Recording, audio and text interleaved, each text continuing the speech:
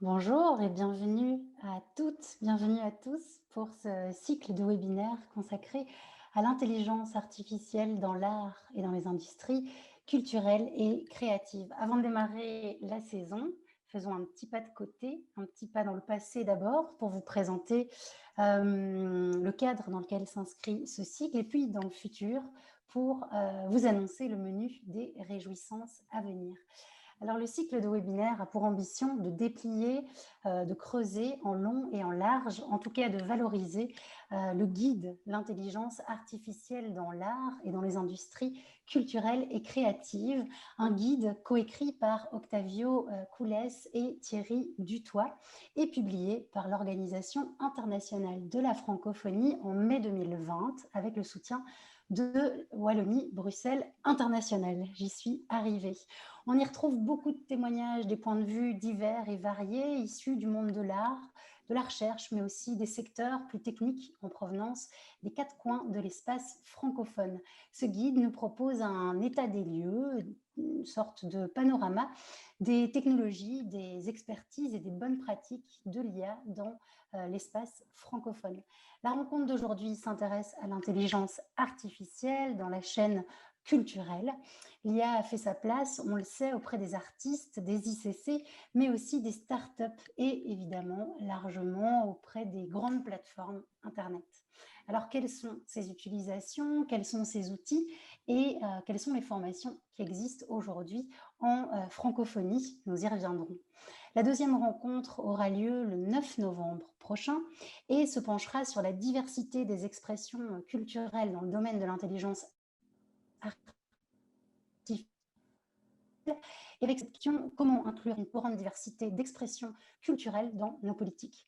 Le 16 novembre, nous mettrons en lumière l'excellence francophone dans le domaine de l'intelligence artificielle, parce que même si, évidemment, la Chine et les États-Unis restent les leaders mondiaux dans le domaine, eh bien, c'est aussi au sein de certains pays francophones qu'ont surgi certaines entreprises parmi les plus innovantes du domaine.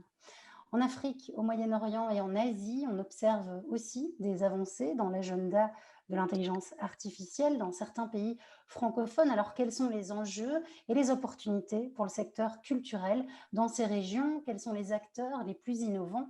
Voilà autant de questions auxquelles on tentera de répondre. Ce sera lors du quatrième webinaire qui aura lieu le mercredi 9 décembre. Et puis enfin, pour conclure, nous souhaitons ouvrir un dialogue qui sera tourné vers l'avenir. Le mercredi 16 décembre, nous réfléchirons ensemble aux défis à venir pour l'IA et l'économie créative. Nous nous intéresserons aux impacts sociétaux des machines, mais aussi de la propriété intellectuelle et puis du développement, de l'évolution de l'intelligence artificielle à l'horizon 2030.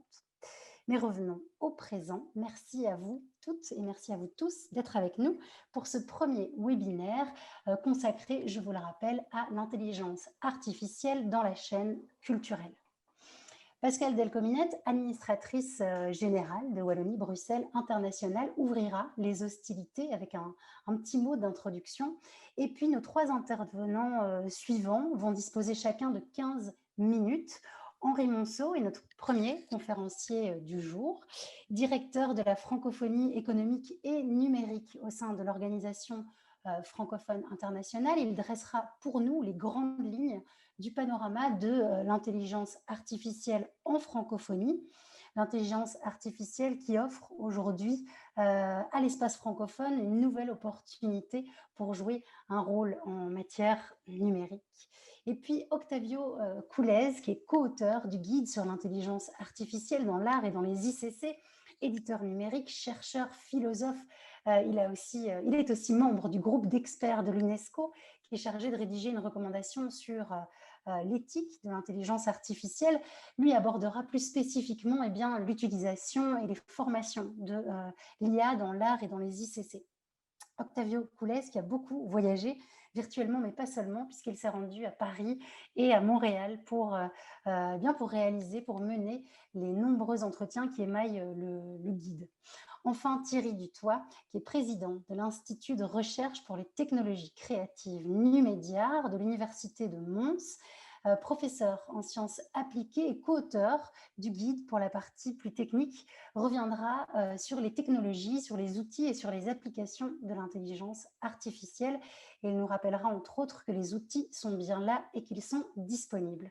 Alors avant de céder la parole à Pascal Delcominette, vous dire encore que un moment de questions-réponses est prévu à l'issue des différentes interventions, mais que vous pouvez d'ores et déjà partager vos questions dans l'espace questions-réponses de la plateforme et qu'on y reviendra en deuxième partie de webinaire. Voilà, sans plus tarder, Pascal Delcominette, administratrice générale de Wallonie-Bruxelles International. Je vous passe le micro. Merci beaucoup Flora. Bonjour à toutes et à tous. Merci pour tous ceux qui suivent en direct et puis merci aussi à ceux qui se connecteront plus tard pour regarder la conférence qui aura été enregistrée. Alors en mots, donc Flora l'a dit, moi je suis l'administratrice générale de Wallonie-Bruxelles International. C'est l'institution en charge des relations internationales de la Wallonie et de la Fédération Wallonie-Bruxelles, une sorte de ministère des Affaires étrangères de la Belgique francophone, en charge de la diplomatie internationale, de la coopération, mais aussi de la valorisation de tous les opérateurs en matière académique, en matière de culture, en matière d'innovation, de recherche, et aussi en charge de la francophonie. Et donc ce sont ces trois derniers éléments qui nous convoquent aujourd'hui, la francophonie, l'innovation et la culture. Thématiques qui depuis longtemps, depuis toujours, en fait, font l'objet d'une attention particulière de nos gouvernements au niveau de la Belgique francophone. C'était donc en effet assez naturellement que Wallonie-Bruxelles International, eh bien, en collaboration avec la délégation générale à Paris, notre délégation générale, a souhaité s'engager en 2019 avec l'EIF précisément pour ce projet qui visait à mettre en valeur la richesse de l'espace francophone dans le domaine de l'intelligence artificielle appliquée à l'art et aux ICC. Alors, on le sait, hein, Flora l'a évoqué, on ne va pas se mentir, c'est vrai que la présence dominante de la langue anglaise dans les nouvelles technologies, elle est claire, elle est évidente, mais c'est aussi pour ça qu'on est là aujourd'hui. C'est pour ne pas oublier que nous, les francophones, eh bien, nous avons également, dans ces domaines d'excellence, une expertise et que la diversité de la francophonie eh bien, est une source énorme de créativité. C'est un des sujets d'ailleurs qui était au cœur des débats il y a quelques semaines dans le cadre de l'actualisation de la stratégie économique de la francophonie, mais Henri Monceau en parlera certainement bien mieux que moi. Alors le projet qui nous rassemble aujourd'hui eh bien, s'insère en fait dans le cadre des activités du réseau francophone de l'innovation, pardon, FINOV qui est porté par l'EIF avec le soutien de la Fédération Wallonie-Bruxelles. Alors FINOV, à travers sa plateforme en ligne, eh bien, assure une activité de veille stratégique, de recherche, de remontée d'informations sur l'innovation afin de valoriser les outils, les ressources, les initiatives et toutes les pratiques de l'espace francophone qui peuvent potentiellement se poser en modèle au niveau de l'innovation. Alors, initialement, ici, on avait prévu une série d'ateliers en présentiel, cette nouvelle terminologie, pour mettre en exergue l'expertise francophone en matière de IA et des industries culturelles et créatives et favoriser le maillage entre les écosystèmes innovants. Alors, bien sûr, la pandémie en a décidé autrement et nous avons choisi de nous tourner vers une version numérique de ces ateliers, développer le cycle de séminaires que Flora a décliné, pour mettre à la fois en lumière la richesse et la diversité de l'espace francophone, mais aussi les enjeux technologiques et juridiques dans le domaine. Alors, ce cycle de webinaires s'articulera autour de 5 rencontres. Ça aussi, Flora l'a expliqué. Celle du jour portera essentiellement sur la présentation du guide. Et puis, les autres conférences, en effet, nous permettront de découvrir d'autres écosystèmes francophones d'Amérique du Nord, d'Afrique, mais aussi des débats autour de la Convention 2005 de l'UNESCO sur la diversité culturelle ou encore avec des organisations internationales qui sont localisées à Genève. Je pense notamment à l'Organisation mondiale de la propriété intellectuelle ou encore à l'Union internationale des télécommunications. Alors, quelques mots sur les entités que je représente. La Fédération Wallonie-Bruxelles, vous le verrez dans le guide et vous l'entendrez dans les échanges de ce soir, est un espace riche en innovation et en créativité. Donc, je suis très heureuse d'accueillir virtuellement ce soir un des représentants phares de cet écosystème, le professeur Thierry Dutoit, que Flora a présenté, donc de l'Institut Numédiar de l'Université de Mons. Dans le plan intelligence artificielle que la Wallonie a adopté récemment, figurent 4 axes structurants: société et IA, entreprise et IA, formation et IA et partenariat et IA. Alors, au niveau de la recherche, nous avons constitué un consortium qui s'appelle TRIL et qui a pour objectif de mettre à disposition de tous les acteurs du tissu économique l'expertise et les outils qui sont développés dans le domaine de l'intelligence artificielle par 5 universités et 4 centres de recherche agréés actifs en matière d'intelligence artificielle. Alors, ces 5 universités et 4 centres de recherche, les centres de recherche, c'est le CETIC, Nairo, CIRIS et Multitel, avec l'Agence du numérique et avec AI for Belgium, voilà, ont décidé d'unir leurs forces pour accélérer la formation de pointe en IA, la recherche, mais aussi sa valorisation et l'appropriation de l'intelligence artificielle auprès des entreprises comme auprès des institutions publiques. Alors, TRAIL s'articule autour de 3 lignes de force. Tout d'abord, la recherche et la formation des chercheurs, ça c'est le TRAIL Institute. La mise à disposition des ressources produites, c'est le TRAIL Factory, et les services aux entreprises, c'est le TRAIL for Ventures. Voilà, pour notre espace francophone en Belgique. Alors, avant de céder la parole à Henri Monceau, je voudrais encore mentionner quelques projets qui mobilisent la ville de Namur en Wallonie. Et je pense notamment au festival KIC, qui est le Festival des industries créatives et culturelles et des technologies numériques, qui réunit tout ce monde foisonnant chaque année, la première semaine de novembre. Et malheureusement, on n'a pas pu se réunir cette année, et vous comprendrez évidemment bien pourquoi. On y a cru jusqu'au dernier moment, puis ça n'a pas été possible. On aurait adoré vous retrouver tous la semaine prochaine autour du festival, mais ce n'est que partie remise et on se réjouit de vous retrouver l'année prochaine pour une édition qui sera flamboyante et très festive, j'en suis sûre. Je voudrais aussi parler toujours à Namur du pavillon numérique qui ouvrira ses portes l'année prochaine sur le site de la Citadelle à Namur avec une série d'activités aussi autour de l'intelligence artificielle.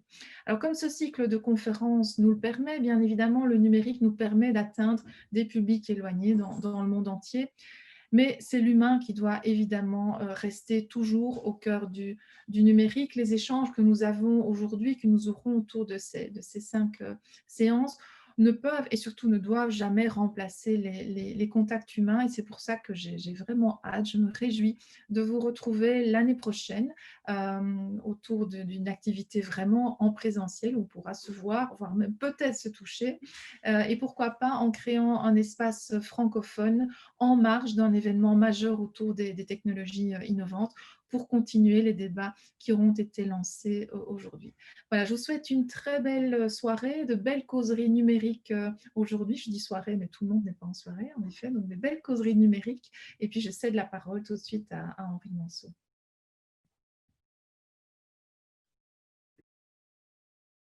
Merci beaucoup, Madame l'administratrice générale, chère Pascale.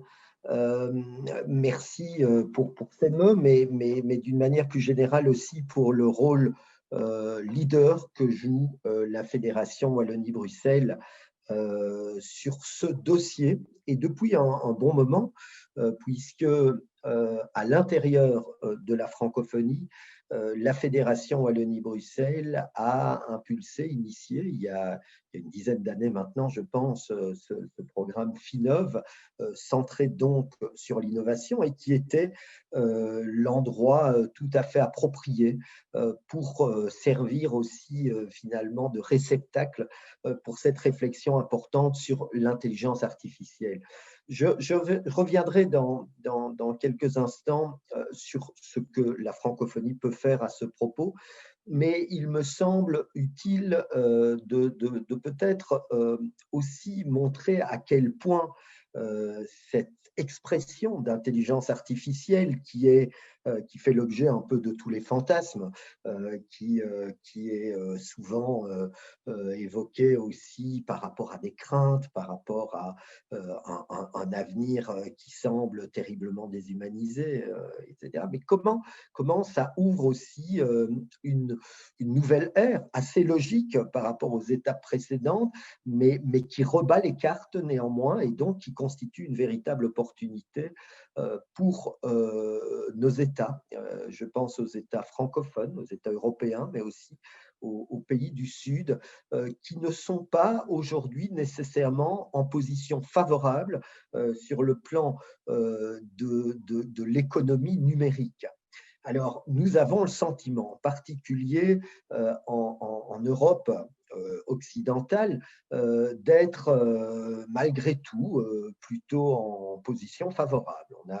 On a l'impression, en effet, ce n'est pas qu'une impression d'ailleurs, d'être particulièrement bien connecté. On a des taux de connectivité très, très importants. On a accès à tous les services imaginables. On développe beaucoup de nouveautés. Notre recherche est plutôt à la pointe. En même temps, quand on regarde les chiffres liés à la valorisation de cette économie numérique, et je fais ici référence à un rapport qui a été publié l'année dernière en 2019 par la CNUSET, la Commission des Nations Unies pour le commerce et le développement, on s'aperçoit que l'économie des données, puisque c'est cela qui aujourd'hui génère avant tout des revenus, des bénéfices dans le contexte du numérique, l'économie des données bénéficie essentiellement à deux pays. Ils ont été cités par Flora Six tout à l'heure, c'est les États-Unis et la Chine. Donc ensemble, ils représentent 90%, 90% de la valorisation économique du numérique. 63% pour les États-Unis, 27% pour la Chine. L'Europe et le Canada représentent à peine 3,4% de la valorisation économique des données. Et l'Afrique représente 2,3%. Voilà qui est d'ailleurs interpellant si on veut comparer ces deux chiffres, le chiffre de l'Europe et celui de l'Afrique, puisqu'on a d'une part un continent qui est hyper connecté, comme je l'ai indiqué, qui ne contient quasiment plus de zones non accessibles, et d'autre part un continent pour lequel encore beaucoup doit être fait, où les taux de connectivité restent assez faibles, et pourtant l'Europe fait à peine mieux. Alors qu'est-ce qui a pu se passer? On le sait, il y a de plus en plus d'analyses et d'études qui sortent à ce propos. Certes, nous nous sommes connectés, nous avons voulu très très vite bénéficier des avantages qu'offrait cette révolution numérique, cette transition numérique. Nous avons développé des infrastructures extrêmement puissantes. Nous avons été très vite pour le faire.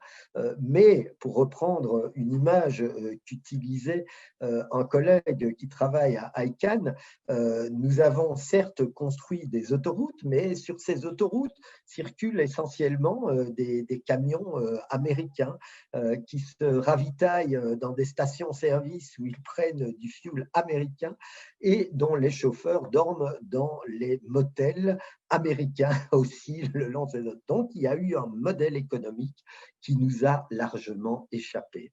Nous n'avons pas vu rapidement, suffisamment tôt, nous n'avons pas vu que le numérique était beaucoup plus qu'une technologie ou qu'un ensemble de technologies, que c'était vraiment un nouveau paradigme. On a beaucoup parlé, par exemple, de quatrième révolution industrielle à la suite de Klaus Schwab. Non, le numérique est bien plus qu'une quatrième révolution industrielle. Il consiste en une transformation profonde, systémique de l'ensemble des modèles économiques, mais aussi à partir de là, un modèle économique appliqué à tous les autres domaines, à l'éducation, à la culture, à la santé, par exemple. C'est un sujet d'actualité. Et cette transformation, je dirais, paradigmatique, essentielle, épistémologique aussi, nous ne l'avons pas toujours perçue. En évoluant vers les machines intelligentes, vers l'intelligence augmentée, puisque finalement l'intelligence artificielle c'est cela, en évoluant vers ces nouveaux schémas, nous pouvons peut-être imaginer ouvrir une nouvelle page et participer de manière plus équivalente, plus égale, mieux partagée à ce modèle de développement. C'est tout le défi qui se pose.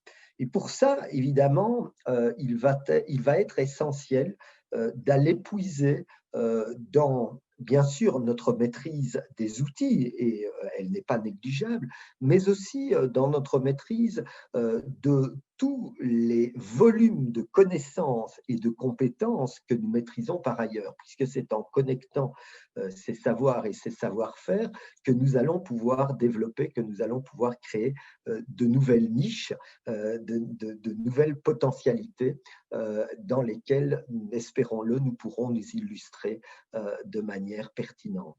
Et c'est là où, évidemment, l'initiative qui a été prise à travers cette étude sur l'intelligence artificielle appliquée au domaine culturel et aux industries créatives prend tout son sens. Parce que ce secteur des industries créatives est bien une des forces, un des domaines où, au fil des temps, des siècles, oserais-je dire, nous avons développé des savoir-faire qui sont tout à fait originaux et qu'il convient maintenant de transposer dans ce monde nouveau, dans ce monde de l'intelligence artificielle.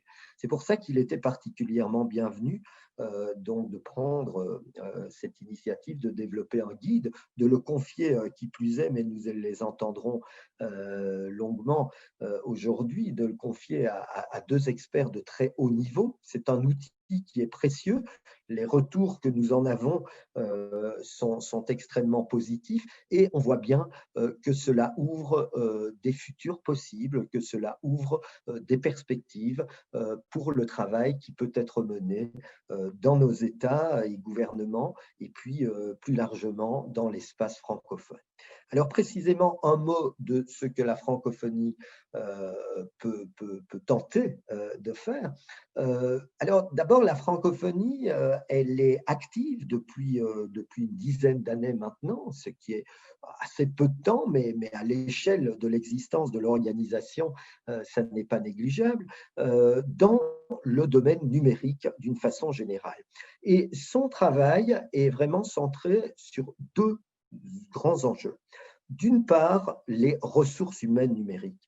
Faire en sorte que dans nos États et gouvernements, nous disposions de personnel qualifié dans toute une série de domaines. Alors évidemment, les ressources au sens le plus direct du terme, avoir des programmeurs, des concepteurs, des créateurs d'interfaces, etc. C'est d'ailleurs un grand programme que nous sommes en train de mettre en place à l'initiative de notre secrétaire général, Louise Mouchiki-Wabo, mais aussi ces expertises spécifiques dont nous avons besoin au sein des États, en termes notamment de régulation, de réglementation, de gouvernance, puisque si, encore une fois, certains pays ont beaucoup mieux que d'autres tiré leur épingle du jeu, c'est aussi souvent parce qu'on n'a pas perçu que l'enjeu numérique était aussi un enjeu territorial et juridique et qu'il convenait donc de le maîtriser comme tel.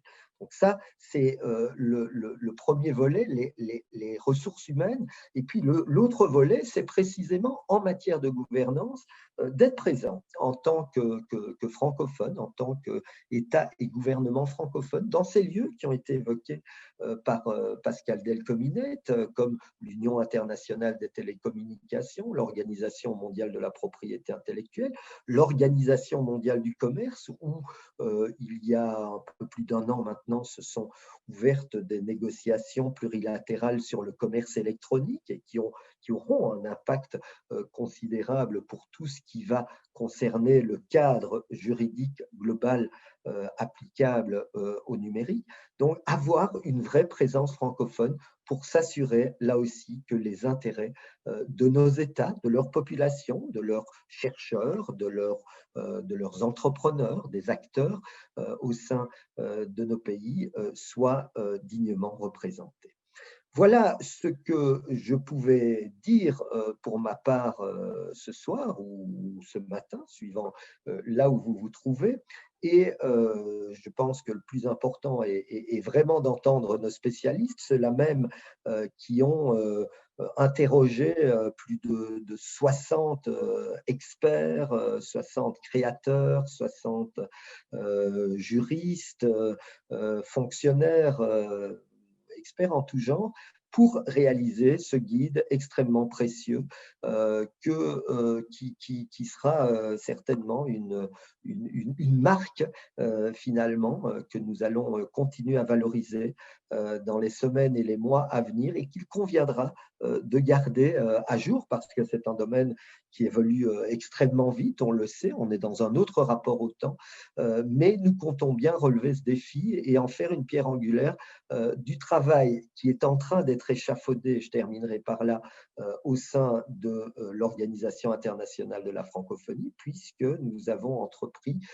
l'actualisation de notre stratégie numérique pour la période 2020-2025, nouvelle stratégie qui sera adoptée en novembre prochain, novembre 2021, donc juste après la prochaine édition du KIC, n'est-ce pas, cher Pascal, lors du sommet de Djerba en Tunisie. Et ça sera vraiment un moyen, puisque ce sommet portera d'abord sur les enjeux numériques, de placer ces préoccupations au cœur de la discussion politique. Et en effet, la Fédération Wallonie-Bruxelles, j'en suis sûr, aura là encore un rôle tout particulier à jouer. Merci beaucoup.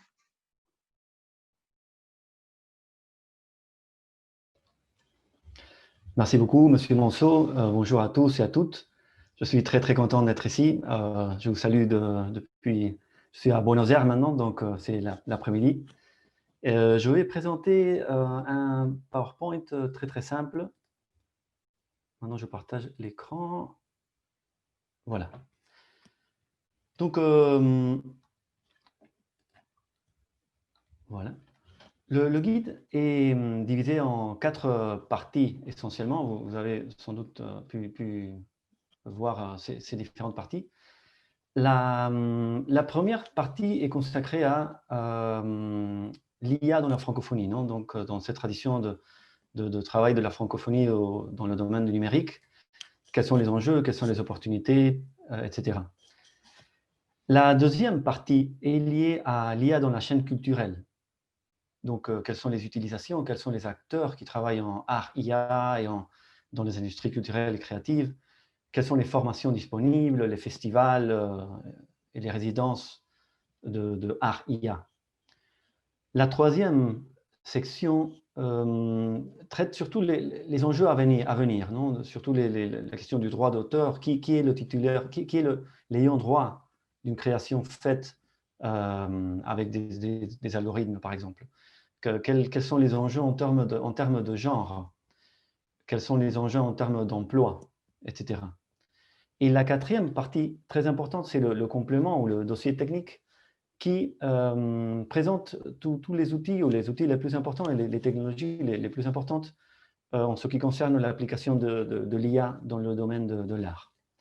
Alors, la première partie, Monsieur Monceau a présenté un peu la situation de l'IA dans la francophonie. Ensuite, la troisième sera discutée surtout dans les rencontres, le webinaire 2 et le webinaire 5. Et la quatrième partie sera discutée par le professeur Dutoit juste après moi maintenant. Donc, ce que j'aimerais faire en 10-15 minutes, donc assez vite, c'est de présenter brièvement l'IA dans la chaîne culturelle, donc la partie 2 du rapport. Et bien sûr, il y aura des mentions peut-être aux autres sections, mais je vais me concentrer sur cette deuxième partie. Donc, cette relation entre les machines et la création artistique n'est pas nouvelle du tout. Ce n'est pas une question de dernières années. On peut trouver des exemples même dans les années 50.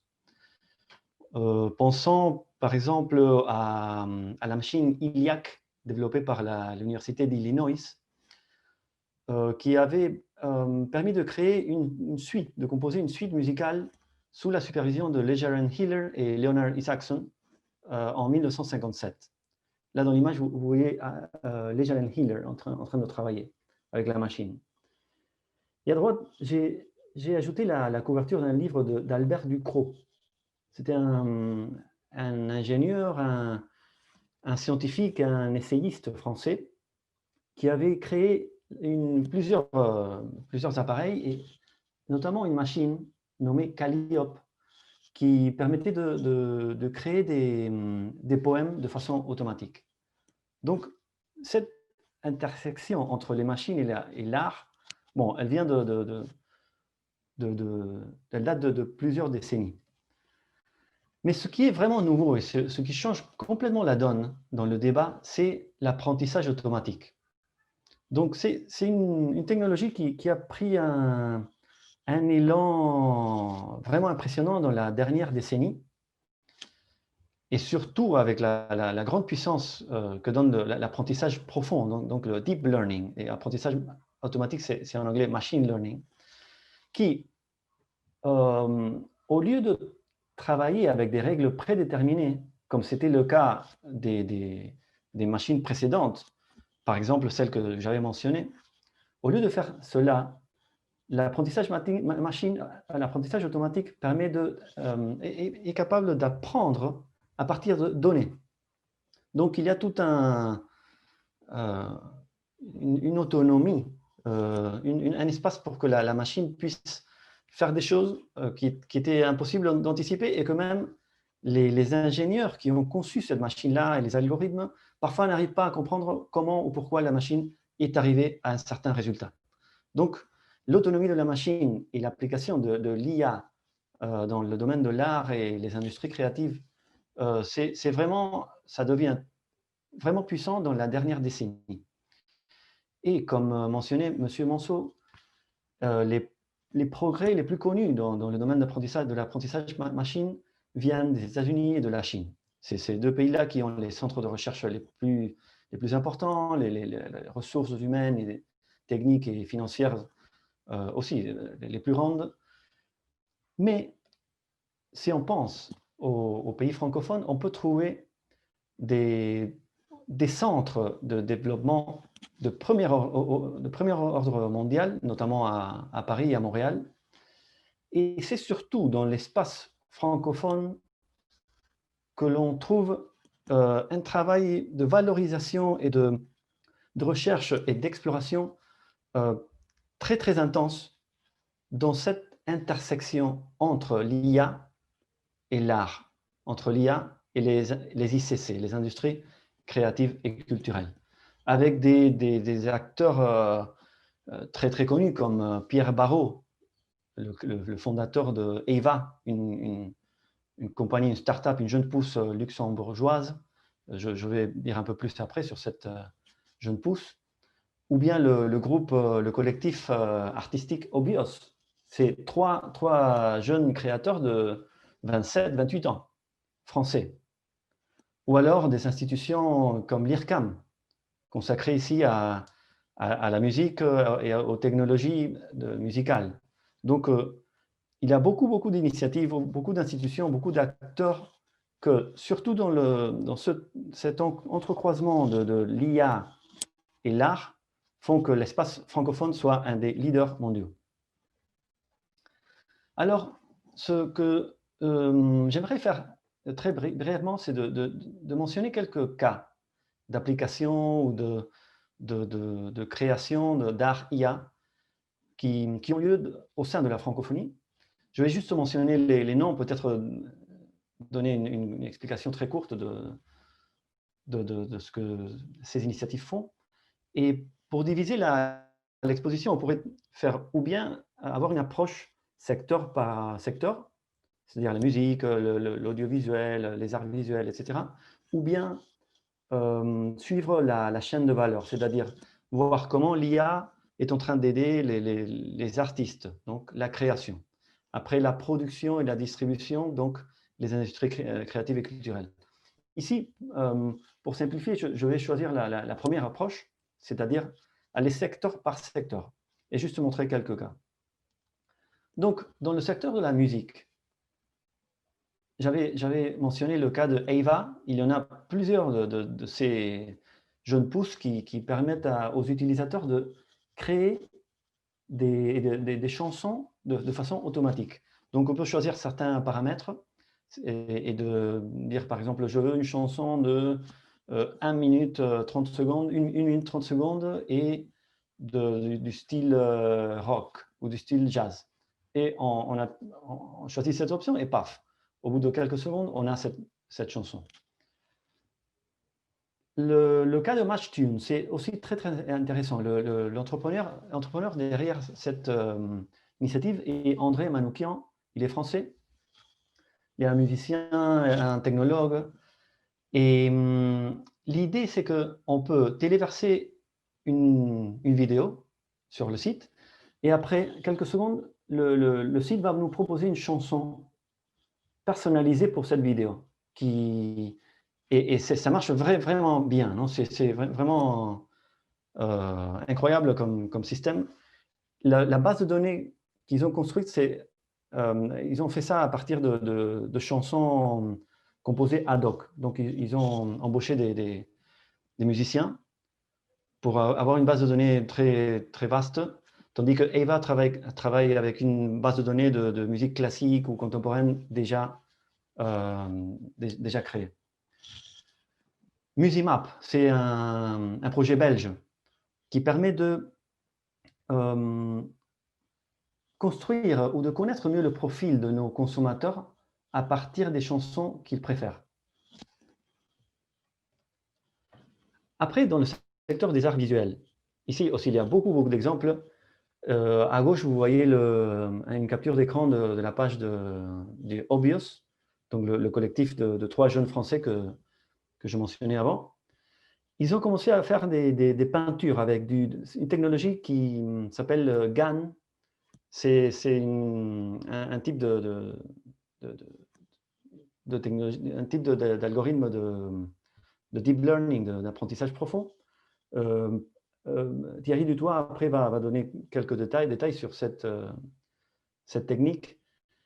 Et ils ont commencé ils ont créé des tableaux à partir d'une base de données de peinture du 16e, 17e, 18e siècle. Et une de ces peintures a été vendue aux enchères à Christie's, sans doute vous connaissez l'exemple, à plus de 400 000 $. Alors ça a complètement secoué le monde de l'art qui n'était pas habitué à voir ce genre de phénomène.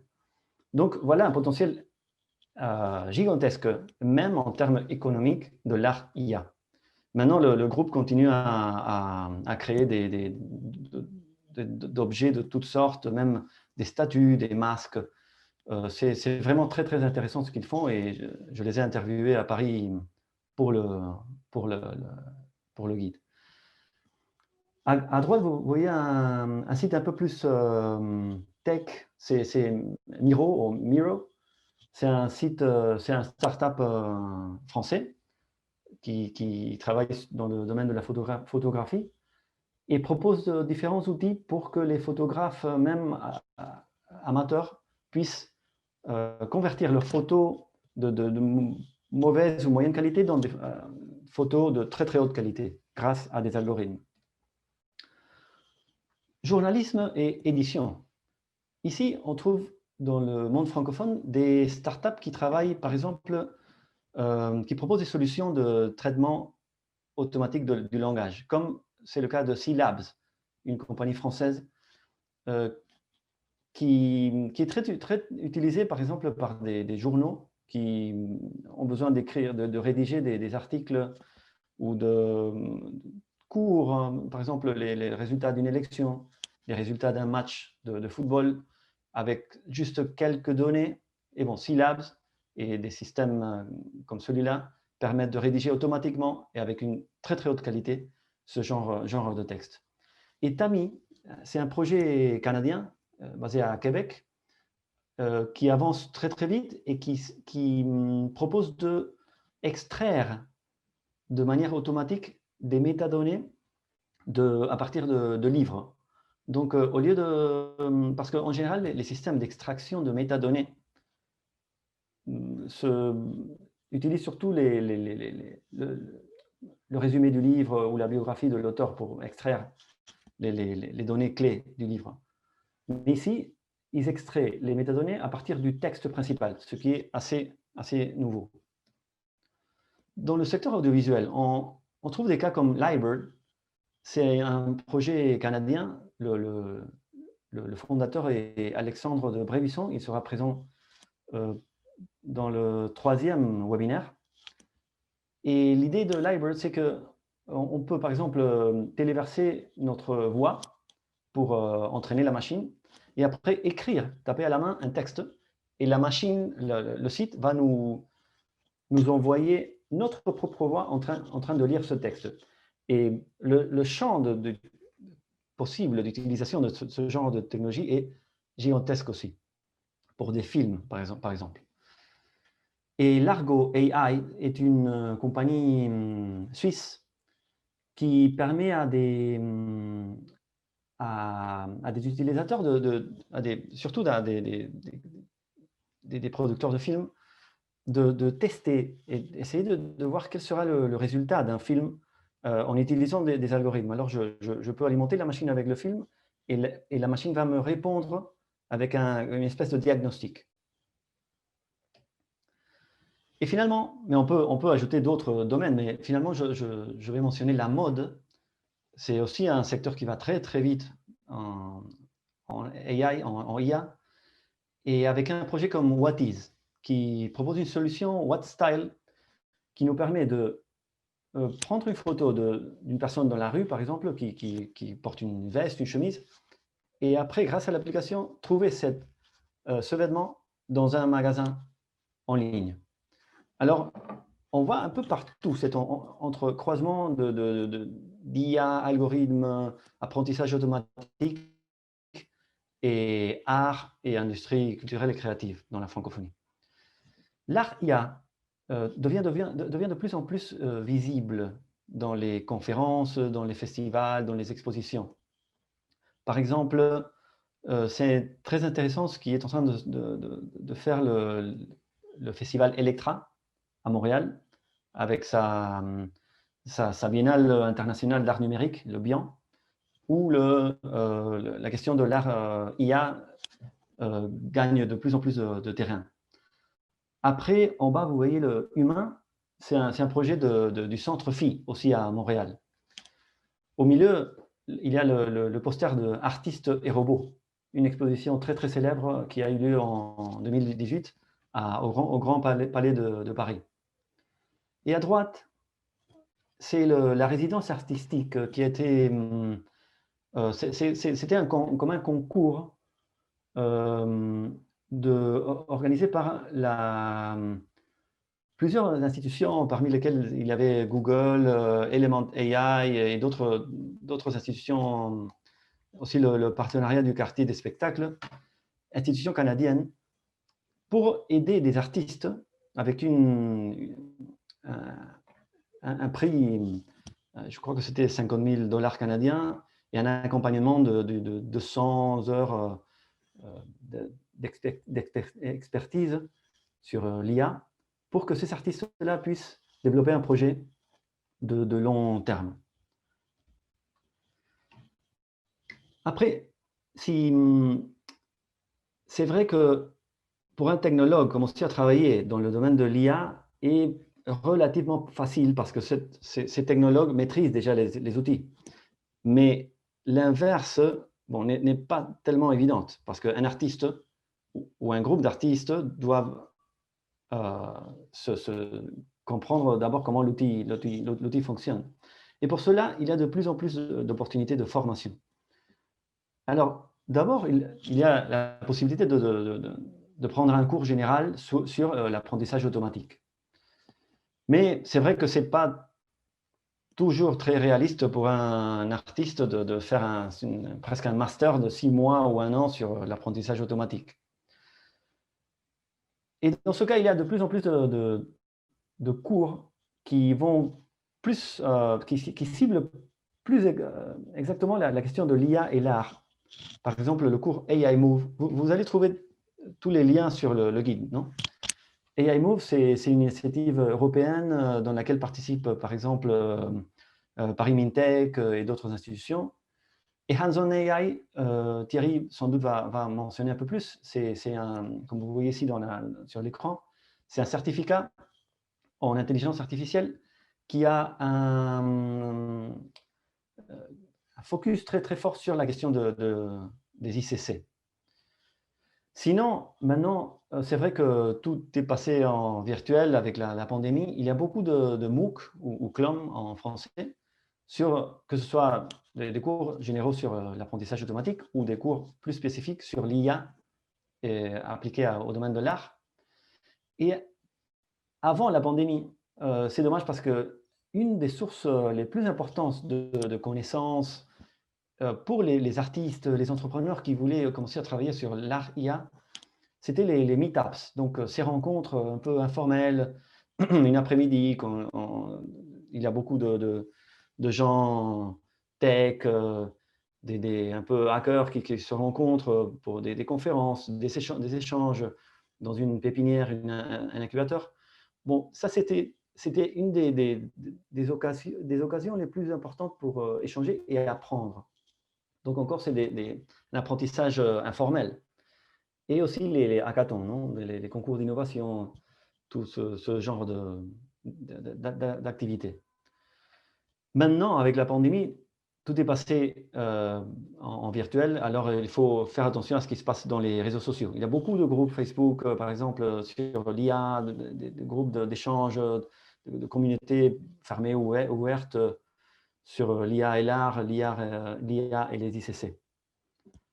Alors, voici un panorama très, très succinct de la situation. Vous trouverez beaucoup plus d'informations sur le guide. Mais en tout cas, en conclusion, j'aimerais dire que c'est clair que l'IA est présente dans tous les secteurs créatifs maintenant, et le sera de plus en plus. Et dans tous les pays du monde, et surtout dans les pays francophones. Et c'est dans tous les maillons de la chaîne de valeur, donc surtout les premiers maillons, la création, c'est-à-dire l'étape privilégiée des artistes, et aussi la production et la distribution, donc les industries. Ceci signifie des opportunités et aussi des enjeux. Pourquoi? Parce que c'est clair qu'en termes d'opportunités, l'IA a pour effet d'abaisser les obstacles à l'entrée dans un domaine de création particulier et permet à un nombre beaucoup plus élevé de personnes de composer, par exemple, des symphonies ou de produire des films, d'écrire des romans sans avoir besoin d'acquérir de connaissances spécifiques sur ces formes artistiques. En ce qui concerne les ICC, c'est aussi une grande opportunité. Pourquoi? Parce qu'elle permet de réduire des coûts et d'accroître la productivité et l'efficience. Mais les enjeux sont évidents. Tout d'abord, c'est vrai que l'IA permet d'abaisser les obstacles d'entrée. Mais en général, il faut toujours personnaliser l'outil. Il faut que l'artiste devienne un peu le maître du jeu. Et sans ça, cet artiste va rester un peu soumis aux paramètres déjà définis par la plateforme. Alors, c'est très important que l'artiste ait une connaissance sur l'apprentissage automatique. Et c'est un grand enjeu maintenant de convaincre les artistes traditionnels d'apprendre, de se former dans ces domaines.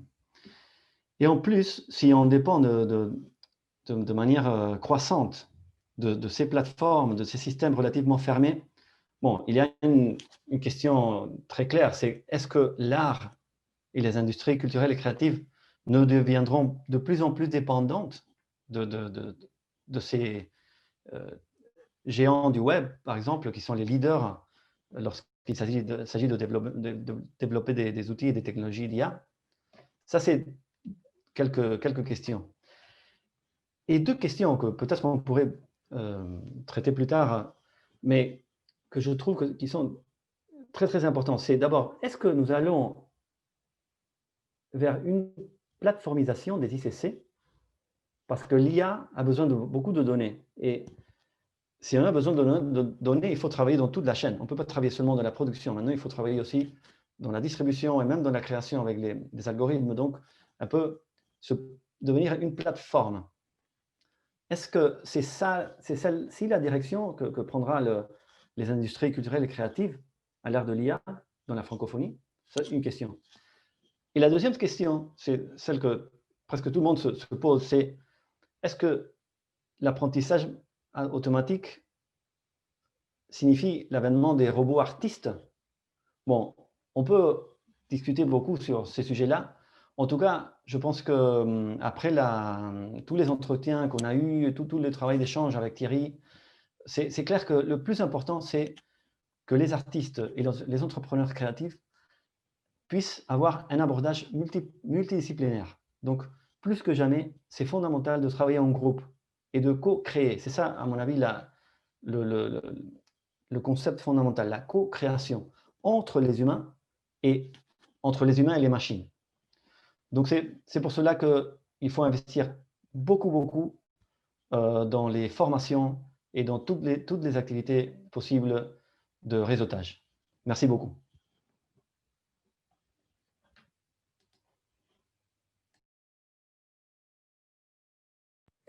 Voilà, merci Octavio.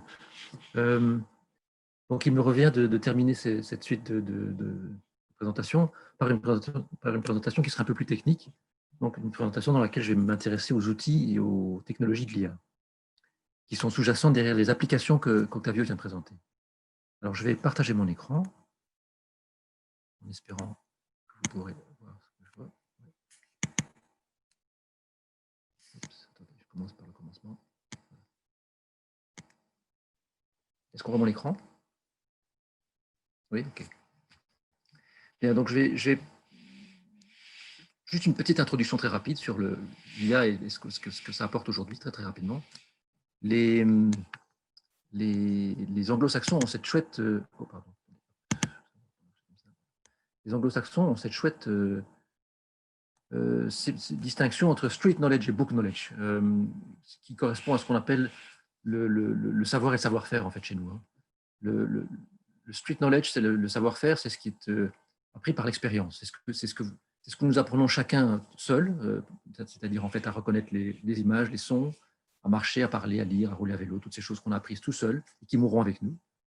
Et puis, au contraire, il y a le book knowledge qui sont les connaissances par le langage, des connaissances plus explicites et qui se transmettent d'ailleurs de génération en génération. Alors, la voie principale qui a été suivie dans le domaine de l'IA précédemment, donc jusqu'à il y a une dizaine d'années, c'était la partie book knowledge, c'est-à-dire qu'en fait, on a essayé pendant des années d'expliquer aux ordinateurs comment résoudre des problèmes. Donc, on a essayé de transmettre des connaissances aux ordinateurs par le langage. Et d'ailleurs, on a inventé des langages qui sont les langages informatiques dans ce but. Et on se souvient par exemple en 97 de Deep Blue d'IBM qui a battu Kasparov. C'était un grand événement. On voit ici une photo. La salle s'est levée lorsque l'ordinateur a battu le champion. Et les technologies qui se cachaient là derrière, c'était effectivement des technologies de type book knowledge. Donc, on avait programmé l'ordinateur en lui expliquant ce qu'était le jeu d'échecs. Et le seul avantage que l'ordinateur avait par rapport à l'humain, c'était qu'il pouvait il pouvait prévoir beaucoup plus de coûts à l'avance parce qu'il avait une capacité de calcul largement supérieure. Aujourd'hui, plus personne ne va voir un match entre un ordinateur et un champion d'échecs. On sait bien que l'ordinateur va gagner. Alors, la grande révolution, comme l'a dit Octavio tout à l'heure, c'est l'apparition, il y a une dizaine d'années à peu près, hein, donc ça commence en 2009 et ça a surtout explosé en 2012, de la partie street knowledge de l'AI, c'est-à-dire de l'intelligence artificielle. Où là, tout à coup, les ordinateurs sont capables de faire des choses sans qu'on leur dise comment faire. Donc, vous voyez à gauche une photo d'un éléphant qui joue au ballon, visiblement, et derrière, on trouve des huttes. Et si on est très malin, on peut deviner qu'ici, dans le coin, on retrouve de la verdure, c'est-à-dire probablement des arbres. Eh bien, toutes les indications qui sont données autour de la photo sont des indications qui ont été données de façon automatique par l'ordinateur. Donc, on comprend que l'ordinateur, effectivement, a reconnu les arbres derrière la hutte, ce qui est quelque chose d'extrêmement compliqué parce que comment dire, l'ordinateur, pour obtenir ce résultat, a été entraîné à partir d'un très grand nombre de photos qu'on a annotées. Et donc, il a appris tout seul, comme le fait un enfant, comme le fait un animal. Je veux dire, mon chien fait ça. Hein. Mon chien, quand il se déplace dans mon jardin, il reconnaît les objets. Il reconnaît la balle qui se déplace, etc. Donc, toutes ces connaissances street knowledge sont accessibles aujourd'hui aux ordinateurs à travers ce qu'on appelle les réseaux de neurones profonds. Alors, il y a aussi autre chose qui est apparue assez rapidement aussi, c'est ce qu'on appelle l'IA par l'interaction. Et c'est ce qui a permis à ces robots, ici on voit un robot de Boston Robotics, qui fait un backflip, donc un salto arrière. Et en fait, aucun humain, aucun opérateur humain, aucun ingénieur n'est capable de programmer un robot pour qu'il fasse ce genre de choses-là. C'est trop compliqué, il y a trop de paramètres, trop d'incertitudes. Donc la seule façon pour arriver à faire quelque chose comme ça, c'est que l'ordinateur apprenne de lui-même. Exactement comme le fait un humain. Donc cet apprentissage street knowledge, c'est ce qui a vraiment révolutionné l'intelligence artificielle aujourd'hui. Plus le fait que, et ça c'est aussi très important, en 2013, on a inventé ce qu'on appelle les prolongements lexicaux, qui sont des moyens d'associer à des mots de la langue des vecteurs de nombres. On a numérisé la langue, si vous voulez, et ça se fait de façon complètement automatique. Et la numérisation est faite de sorte qu'une fois qu'on a numérisé les mots, on est capable d'effectuer des opérations mathématiques sur les mots. Et par exemple, on constate que la distance, l'opération mathématique qui permet de passer du mot homme au mot femme dans cet espace numérique, c'est la même opération que celle qui permet de passer de oncle à tante ou de roi à reine. Donc, vous voyez, il y a on a transformé le domaine du symbolique, qui est très abstrait, en un domaine numérique qui est beaucoup plus concret sur lequel on peut réaliser des opérations mathématiques. Donc, à partir de là, l'ordinateur commence à avoir accès à la langue. Et donc on s'approche du book knowledge, c'est-à-dire que on va avoir à un moment donné une capacité à enseigner aux machines de façon explicite. Alors, tout ça pour dire que, et c'est le but de mon intervention aujourd'hui, en fait, toutes ces découvertes en matière de réseaux de neurones, d'intelligence artificielle, elles sont surtout concentrées aujourd'hui, Octavio l'a très bien dit, autour des réseaux de neurones profonds, les DNN. Alors, les réseaux de neurones profonds, je ne vais pas vous faire un cours là-dessus, je n'ai pas le temps, hein, mais ce sont des choses qui ne sont pas si compliquées que ça, finalement, parce qu'en fait, ce sont des couches de neurones qui sont donc les unes derrière les autres. Chaque rond bleu est un neurone, c'est-à-dire que dans chaque nombre, vous avez un nombre, et ce nombre se propage sur une flèche vers un autre neurone, et sur la flèche, on trouve un poids. Et les poids, en fait, peuvent être réglés de façon complètement indépendante les uns des autres. Donc, vous avez des neurones, des flèches avec des poids, et puis lorsque plusieurs flèches arrivent sur un neurone, eh bien, en fait, on fait la somme des résultats des flèches, et on inscrit un nombre dans le neurone, et puis ce neurone se transmet sur la couche suivante, et la couche suivante, et ainsi de suite. Et aujourd'hui, on a des réseaux de neurones qui peuvent avoir des tailles énormes, donc on a plusieurs dizaines de milliers de neurones par couche, on peut avoir jusqu'à 1000 couches les unes derrière les autres. Donc, c'est des assemblages de calculs qui sont isolément très simples, mais qui globalement font quelque chose de très compliqué. Alors, j'ai dit qu'on faisait une somme, il y a un élément dans l'idée, enfin, je ne vais pas rentrer en détail. Et aujourd'hui, on a des environnements informatiques qui implémentent ces réseaux de neurones sous tout un tas de formes différentes qu'on appelle des architectures. Et ces architectures, en fait, elles sont créées par des spécialistes. Il n'y a pas de... elles ne sont pas vraiment facilement accessibles je dirais, aux communs des mortels et encore moins aux artistes. C'est vraiment une affaire de spécialistes. Ce sont des thèses de doctorat typiquement là derrière. Donc, je vais très rapidement passer en revue ces architectures pour arriver ensuite aux outils, parce que c'est la partie qui nous intéresse le plus, évidemment, ce sont les outils. Vous verrez un petit peu la nuance entre les deux. Alors, parmi les architectures qu'on trouve aujourd'hui, vous allez retrouver des des mots-clés qu'on retrouve dans tous les outils que je citerai après. On parle par exemple de réseaux convolutifs. Les réseaux convolutifs, je ne vais pas donner le détail de ce qui se trouve sur cette image, mais ce sont des réseaux dans lesquels, en fait, qui sont utilisés aujourd'hui principalement pour l'analyse d'images. Donc, on prend une image, on fait défiler une fenêtre d'analyse sur l'image, et puis on trouve des coefficients, des paramètres dans des plans de neurones successifs, et puis ces paramètres sont transmis à des plans de neurones suivants, et ainsi de suite. Et donc, c'est typiquement le principe de l'apprentissage profond que j'ai évoqué précédemment, simplement il est spécialisé pour l'analyse d'images.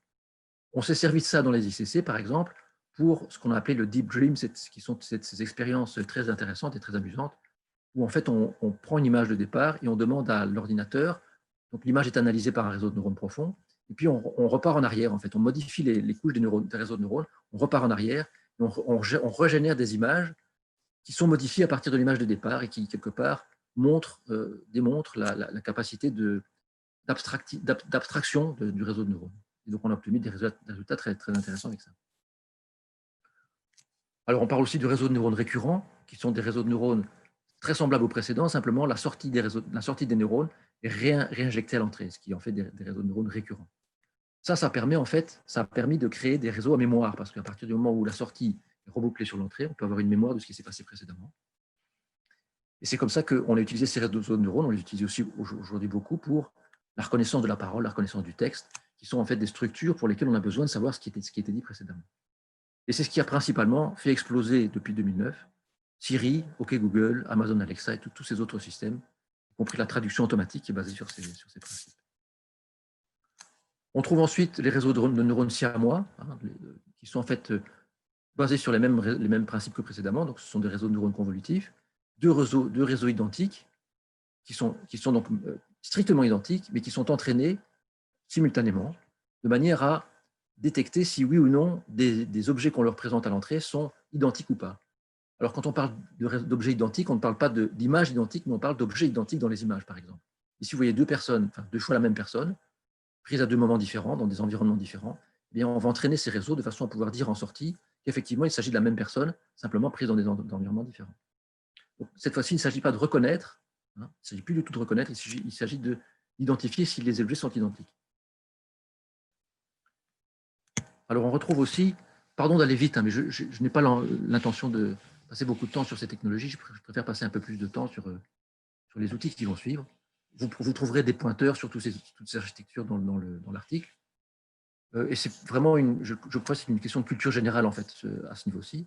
On retrouve les auto-encodeurs, qui sont des réseaux de neurones, vous voyez, qui ont une espèce de forme en papillon, comme ça, avec une couche centrale qui est très importante, qui est ce qu'on appelle la couche latente, et qui est composée d'un très petit nombre de neurones. Et ces auto-encodeurs sont entraînés de façon à prendre un objet en entrée et à reproduire le même objet en sortie. Alors, à quoi ça sert, vous allez me dire, de prendre un objet en entrée, de reproduire le même objet en sortie? A priori, ça ne sert à rien. Sauf que, comme on force toute l'information à passer par un très petit nombre de neurones, eh bien, on peut considérer que ces neurones sont des neurones qui sont extrêmement, qui portent toute l'information, c'est-à-dire que ce sont des neurones sémantiques. L'image ici, elle est répartie dans plein de couches et plein de neurones différents, donc c'est très difficile de savoir ce qui se passe exactement dans les neurones intermédiaires. Par contre, les neurones du centre, ce sont carrément c'est comme si vous aviez des potentiomètres sur lesquels vous pouvez agir pour modifier l'image qui va sortir. Donc, une fois qu'on a entraîné ce genre de système, on a un très petit nombre de potentiomètres, de paramètres qu'on peut modifier et qui vont permettre de créer toutes sortes d'autres images qui partageront avec l'image de départ la même sémantique. C'est comme ça qu'on est capable de créer des systèmes génératifs. Alors, je vais justement montrer un système génératif qu'on appelle les réseaux antagonistes génératifs. Octavio les a cités tout à l'heure. Ce sont les GAN. Les GAN, en fait, ce sont deux réseaux de neurones. C'est toujours la même chose, c'est des réseaux de neurones profonds, finalement, qui sont entraînés en même temps, mais qui sont différents. Le premier, c'est ce qu'on appelle le générateur. Alors, par exemple, ici, on prend le cas de la création d'images artificielles. Le générateur, il va prendre du bruit en entrée, donc des images aléatoires en entrée. Il va essayer de transformer ces images aléatoires en l'image d'un visage, qui sera un visage forcément artificiel au départ. Et puis, par ailleurs, on va aussi disposer d'une banque de données d'images réalistes, donc de vrais visages. Et de temps en temps, de façon aléatoire, on va présenter ça à l'entrée du deuxième réseau, qui est le discriminateur. Le discriminateur, on va l'entraîner de façon à ce qu'il soit capable de décider si oui ou non on lui présente une vraie image ou une fausse image. Et comme on entraîne ces réseaux simultanément, en fait, le discriminateur apprend à distinguer le mieux possible les images vraies des images fausses, sauf que le générateur, lui, il apprend aussi à générer des images qui sont de plus en plus réalistes. Et à un moment donné, le discriminateur, il n'est plus capable de faire la différence. Alors, quand c'est comme ça, on laisse tomber le discriminateur et on garde le générateur, qui est la machine qui nous intéresse. C'est-à-dire que c'est une machine qui sera capable de créer, dans ce cas-ci, des visages artificiels, mais réalistes. Et on a beaucoup entendu parler, à un moment donné, quand c'est sorti, de ce site web qui permet de créer aujourd'hui des visages totalement artificiels, mais complètement réalistes. Ça marche pour les visages, mais ça marche pour la musique, ça marche pour toutes sortes de contenus ICC. Alors, je termine ce balayage très rapide des architectures en parlant d'une technologie qui est aussi apparue à peu près en même temps, c'est ce qu'on appelle l'apprentissage par renforcement profond, Deep Reinforcement Learning, DRL. Là, c'est ce qui est utilisé dans les robots aujourd'hui pour créer des actions extrêmement compliquées. C'est ce qui a permis aussi à DeepMind de battre le champion d'échecs de Go, alors je ne sais plus son nom, Lee Sedol, voilà. Donc il y a quelques années, on a aussi entendu pas mal parler de ça. Comment ça marche? Eh bien, en fait, ce n'est plus du tout le même fonctionnement que celui de Deep Blue. Donc, on n'est pas en train d'expliquer à la machine comment elle doit jouer, parce que, vous savez, dans le jeu de Go, il y a tellement de coups possibles qu'on n'est même pas capable, avec les machines d'aujourd'hui, de les examiner tous. Donc, il faut vraiment développer une stratégie. Et cette stratégie, en fait, on la laisse développer complètement, automatiquement par la machine. Donc, on a, en fait, typiquement, on a un agent, l'agent c'est l'ordinateur, qui doit effectuer des actions. Donc pour le jeu de Go, il doit décider quel pion il va bouger. Ces actions vont modifier un environnement, qui est le jeu de Go. Et puis, ces environnements vont modifier l'état du jeu. Et alors, il y a un interpréteur qui est un réseau de neurones et qui essaye d'estimer, pour chaque action qui sera proposée par l'ordinateur, quelle est la récompense que l'ordinateur va recevoir. Donc, il y a une notion d'estimation de la qualité du coup, si vous voulez. Sauf que l'estimation de la qualité du coup, elle est faite par un réseau de neurones, de manière assez opaque. Octavio a très bien dit tout à l'heure, les réseaux de neurones, en fait, on sait comment on les entraîne, mais on ne sait pas très bien ce qu'ils font. C'est-à-dire qu'on sait de façon isolée ce que font les neurones, mais on ne sait pas pourquoi. On a du mal à comprendre exactement pourquoi 1000 réseaux marchent mieux que 800 réseaux, 1000 couches marchent mieux que 800 couches, pourquoi il faut autant de neurones dans les systèmes. Il y a encore beaucoup de choses qu'on ne comprend pas vraiment, simplement on est capable de les faire fonctionner. C'est déjà ça. C'est le plus important. Voilà, l'apprentissage par renforcement profond, c'est une méthode qui permet d'optimiser les actions d'un ordinateur, que ce soit le choix d'un coup au Go, ou bien la modification de la position de l'ensemble des moteurs d'un robot, de manière à atteindre un but. En fait. Et pour ça, on a effectivement une estimation de la qualité des mouvements, la qualité des coups, à l'aide d'un réseau de neurones. Voilà, c'était un ensemble d'architectures. Comme je vous l'ai dit, ces architectures, en fait, elles sont affaires de spécialistes. On n'en crée pas tous les jours, en fait. Il s'en est créé beaucoup tout au début, et puis ça s'est à peu près stabilisé. Aujourd'hui, on a quand même un ensemble d'architectures qui est à peu près stabilisé. Par contre, là où ça devient très intéressant pour les ICC, c'est quand on passe de l'architecture à l'outil. Alors, dans la terminologie de l'IA, les outils, ça s'appelle des modèles. C'est un mot que j'aime pas trop, donc moi, je préfère parler d'outils. En fait, un outil, c'est quoi? L'outil est ici, vous voyez. Pour obtenir un outil, qu'est-ce qu'on fait? On prend une architecture, et on entraîne cette architecture à partir d'une base de données d'entrée-sortie. Donc, pratiquement, on prend par exemple une architecture de type CNN, donc des réseaux de neurones convolutifs, et puis on va prendre ici l'ensemble un ensemble d'images d'animaux, et on va demander au CNN de décider quel animal se trouve sur l'image. Donc, il y a la notion d'entraînement d'une architecture à partir d'une base de données. Une fois qu'on a fait ça, on a obtenu un modèle. Le modèle, c'est l'outil, donc c'est l'architecture qui a été entraînée. Une fois qu'on a le modèle, en fait, on a un outil, c'est-à-dire qu'on est capable de réaliser ce qu'on appelle l'inférence. L'inférence s'oppose à l'entraînement. L'inférence, c'est l'opération par laquelle on utilise le modèle en lui présentant des données d'entrée et en lui demandant de fournir des données sorties. Donc, en mode, comment dire, au runtime, c'est-à-dire en mode opérationnel, l'outil réalise la même chose que ce qu'on a utilisé pour l'entraînement, sauf qu'en fait, il le fait maintenant sur des données d'entrée qui sont différentes des données d'entraînement. Et c'est donc tout l'intérêt de cet outil. Donc ça, c'est le principe de l'outil. Alors, des outils tels que celui-là, il en existe aujourd'hui une quantité absolument astronomique. Malheureusement, on ne voit pas très bien sur mon transparent. Je vais peut-être agrandir un peu la taille. Il y a d'abord des outils gratuits. Pas mal d'outils sont gratuits aujourd'hui. On retrouvera une grande quantité d'outils gratuits sur ce site que je cite ici, donc le paperswithcode.com. Et en fait, ce site offre en fait une quantité incroyable de problèmes. J'en ai pris quelques-uns ici, mais il y en a beaucoup plus. Donc ici, on a la vision par ordinateur, le traitement du langage naturel, la robotique, l'audio. Et pour chaque thématique, on retrouve un grand nombre de sous-problèmes. Par exemple, pour la vision par ordinateur, alors je vais faire un zoom ici. Hop. Et pour la vision par ordinateur, on retrouve comme sous-problème la segmentation sémantique, la classification des images, la détection des objets, la génération d'images, je viens d'en parler, l'estimation de pause. Et il y en a encore beaucoup plus. Il y a 903 tâches différentes en dessous de cet onglet-là. Donc, il y a une profusion de sous-tâches. Et à chaque sous-tâche sont associés des outils qui sont gratuits, que vous pouvez aller chercher et qui ont été pré-entraînés dans la plupart des cas. Et ça pour plein de problèmes. Donc, je vais citer le traitement du langage naturel, audio, robot, il y en a beaucoup d'autres.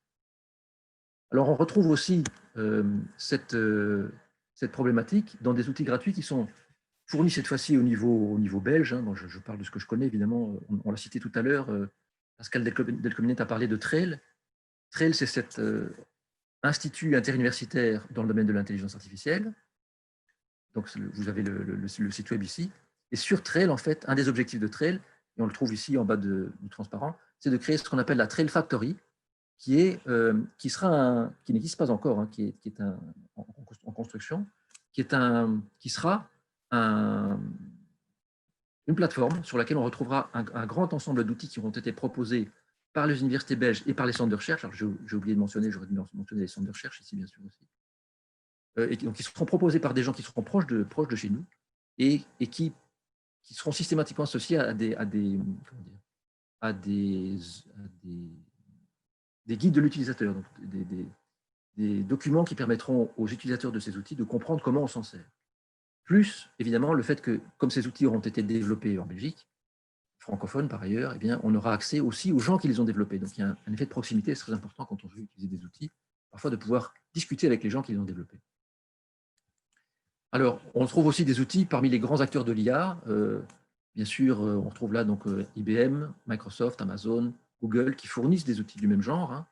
Souvent, ce sont des outils payants, parfois gratuits pour l'enseignement, mais ce sont des outils qui sont également très intéressants et qui ont l'avantage par rapport aux précédents d'être un petit peu plus stables, un petit peu mieux testés, disons.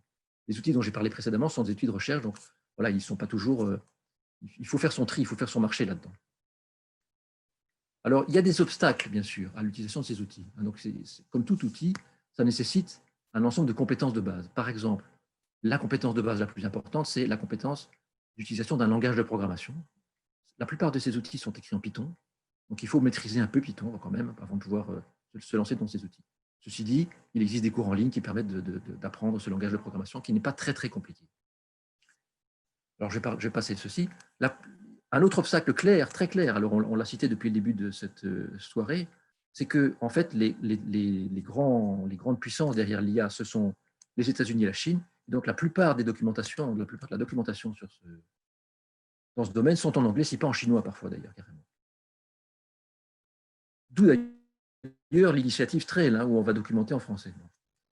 Et alors, bon, bien sûr, pour tourner un outil d'intelligence artificielle, même si l'outil a été pré-entraîné, hein, donc l'entraînement des outils nécessite de très très grandes machines, qui sont totalement, enfin, dans la plupart des cas, totalement inaccessibles à l'utilisateur lambda.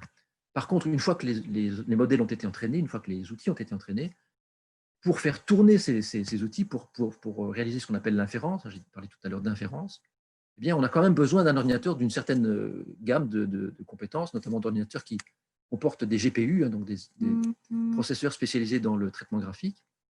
Et là, typiquement, ce sont des PC de type gamer à 2000 € aujourd'hui encore, bien qu'il existe des tentatives de plus en plus aujourd'hui pour utiliser des systèmes embarqués, donc des ordinateurs qui sont stockés sur des petits systèmes électroniques indépendants et dont les prix peuvent diminuer largement. Vous voyez qu'ici, on a la NVIDIA Nano à 100 €, qui possède un GPU. Alors évidemment, c'est moins cher, mais c'est plus difficile à utiliser. Donc, il faut un petit peu plus d'expertise pour utiliser ces micro-ordinateurs spécialisés pour l'IA.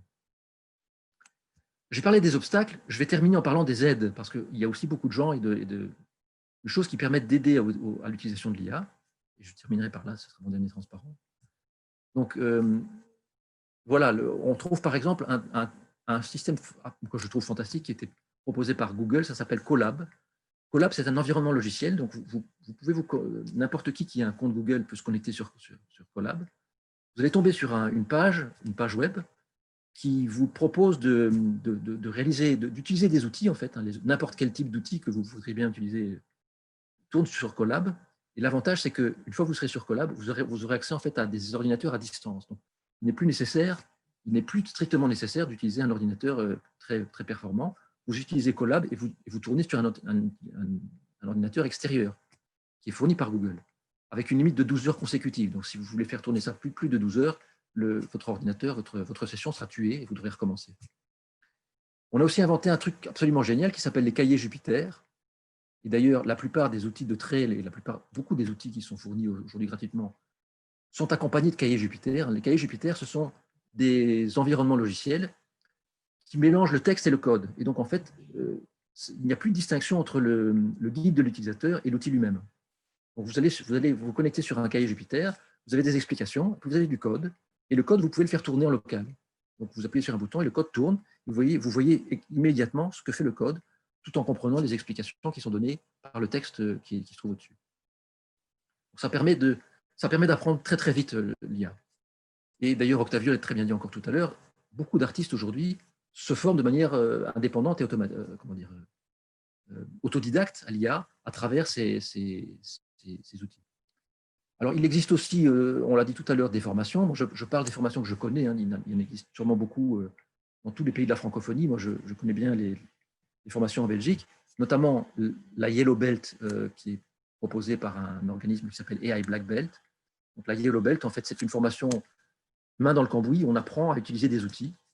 C'est 4 demi-journées et ça se passe à Bicentral, qui est un lieu assez intéressant qui se trouve juste derrière la gare centrale. Donc, c'est très facile d'accès pour beaucoup de gens. Donc, je vous engage à aller voir le site web.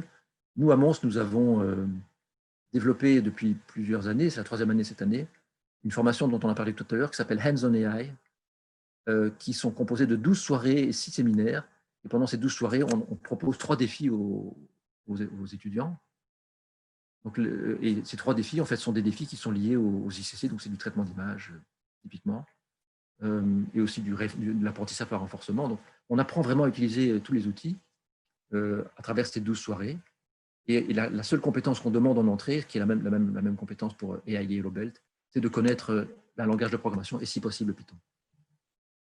Et je vais terminer alors en parlant d'une initiative originale qui date d'il y a quelques années à peine, qui est la mise sur pied du CLIC. J'ai la chance d'avoir pu contribuer à cette mise sur pied. Le CLIC, c'est un centre d'innovation créative qui est à Mons aussi. On parle d'ailleurs, on a pris l'habitude chez nous de parler non plus d'intelligence artificielle, mais d'intelligence créative, parce qu'on essaie effectivement de mettre l'intelligence artificielle au service des industries créatives. Et donc, à travers le CLIC, on offre un soutien direct aux porteurs de projets. Donc, il ne s'agit plus de formation, mais bien de collaboration. Donc on reçoit des gens qui ont des projets et on les aide à mettre au point leurs projets. On crée notamment des prototypes et on a des ingénieurs qui peuvent venir en soutien. Voilà, en 15 minutes, c'est comme ça que je pouvais résumer un peu la situation.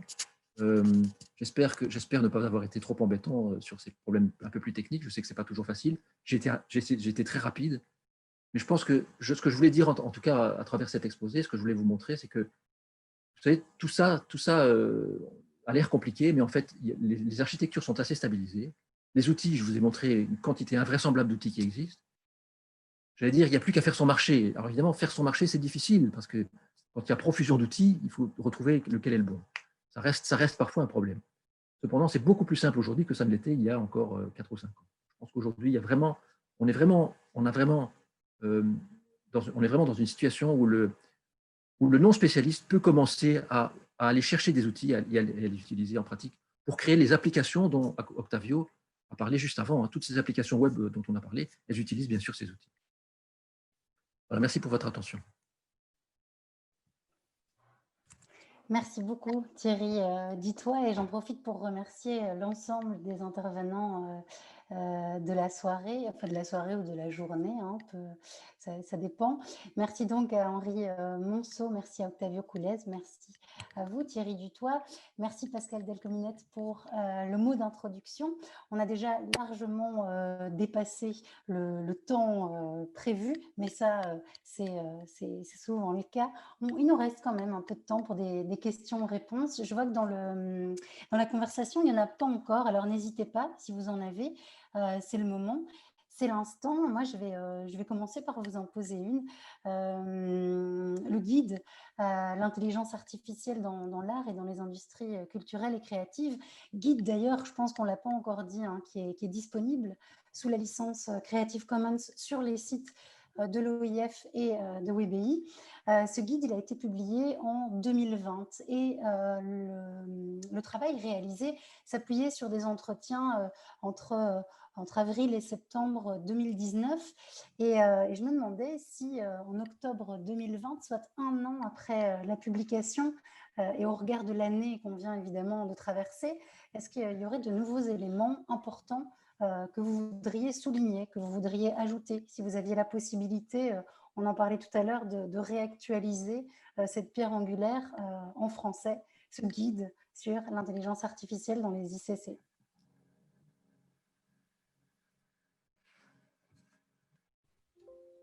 Je peux intervenir? Oui, disons que le grand changement des derniers mois, c'est la pandémie, non? Et la pandémie, à mon avis, dans ce domaine, a eu deux effets un peu contradictoires. D'abord, elle a, comme nous le savons, elle a accéléré la numérisation de la société. Donc, ça a signifié l'augmentation du chiffre d'affaires des grandes compagnies internationales qui maintenant ont beaucoup plus d'argent pour réinvestir dans des solutions IA qui sont assez chères en général. Et donc, on a vu une explosion de nouvelles solutions, surtout high-tech, donc propriétaires, développées par les grandes plateformes. Et moi, j'étais vraiment impressionné par le GPT-3. Je peux mettre ça sur le chat, juste au cas où. C'est développé par OpenAI. Il y a Elon Musk et d'autres investisseurs là. Je ne sais pas si vous le voyez là sur le chat. Et le GPT-3, c'est un système de création automatique de texte qui est, cette version, la troisième, est 10 fois plus puissant que la version précédente, le GPT-2. Et ce système est d'une telle qualité que ça fait vraiment peur, parce qu'on se demande quel sera l'avenir des écrivains, des traducteurs, des correcteurs. Non, ça c'est, à mon avis, c'est un phénomène qui a eu lieu, je pense que ça fait 1 ou 2 mois, le lancement du GPT-3, la troisième version. C'est vraiment impressionnant. Et la même chose va se passer dans d'autres domaines, l'audiovisuel, la musique. Donc, il faut s'attendre à beaucoup plus de solutions high-tech. Et paradoxalement, la pandémie a entraîné, à mon avis, ça a entraîné aussi l'annulation de beaucoup d'événements qui avaient lieu en physique. Et donc, ça a mis un frein à beaucoup de projets émergents qui dépendaient surtout de ces rencontres un peu hasardeuses entre un entrepreneur, un programmeur, un artiste. Alors, la pandémie, c'est la fin de tous ces échanges un peu informels. Donc, s'il faut continuer à investir sur ces échanges un peu low-tech, émergents, embryonnaires, technologie simple, souple, ouverte, qui est essentielle pour l'art et les ICC, il faudra trouver d'autres voies, par exemple réseaux sociaux, et commencer à travailler et expérimenter à distance. Mais à mon avis, c'est ces deux tendances-là. Donc, l'explosion de solutions high-tech et le frein momentané, il faut voir ce qui se passe peut-être l'année prochaine, des solutions low-tech qui dépendaient beaucoup des hackathons, des meetups, etc.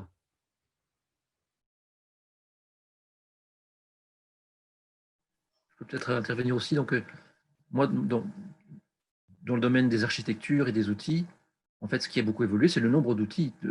Si j'avais fait un instantané de la page que j'ai montée tout à l'heure, la page Papers with Code, là où il y a tous ces outils qui sont classés par thème et sous-thème, en fait, on en aurait trouvé beaucoup moins il y a quelques années déjà.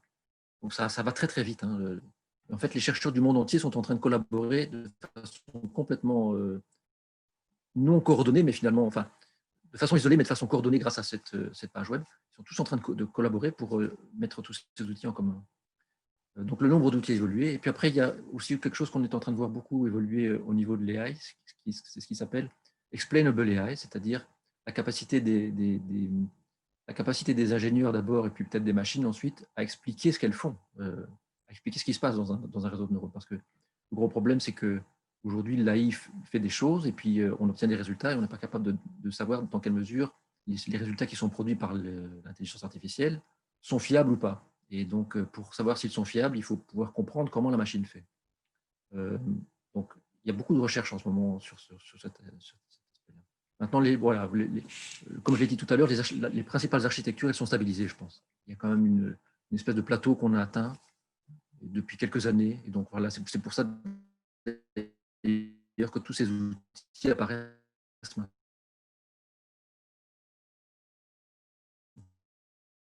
Question peut-être davantage à Henri Monceau, mais évidemment, tout qui souhaite répondre est évidemment invité à le faire.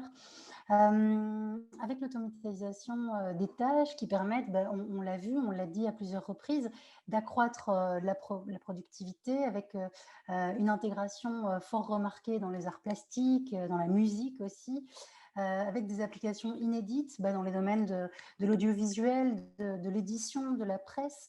L'IA, on le voit, elle essaime à tout vent dans le secteur culturel.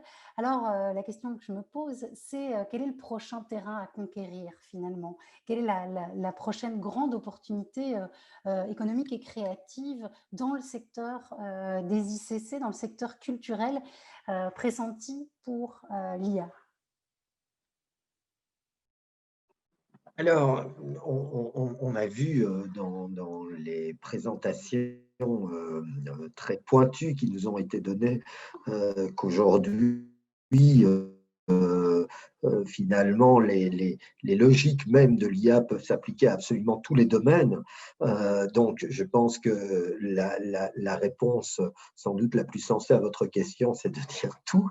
Et probablement aussi, doit-on s'attendre à voir apparaître de nouvelles catégories, parce qu'en fait, on sort des catégories, ce qui est d'ailleurs une logique à laquelle nous commençons à nous habituer avec le numérique, qui re-questionne la manière dont les connaissances ou les arts pouvaient être classés de manière un peu classique et historique, je dirais. Donc, je pense qu'il faut être ouvert à toutes ces possibilités et voir ce qui pourrait advenir.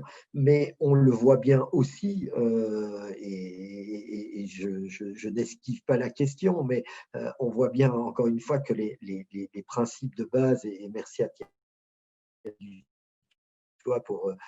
pour ces explications très précises sur la façon dont les choses sont conçues, ouvrent aussi des perspectives en dehors ou à côté des industries culturelles et créatives, ou permettent d'appliquer des logiques propres aux industries culturelles et créatives à bien d'autres domaines, ce qui est fort réjouissant, encore une fois.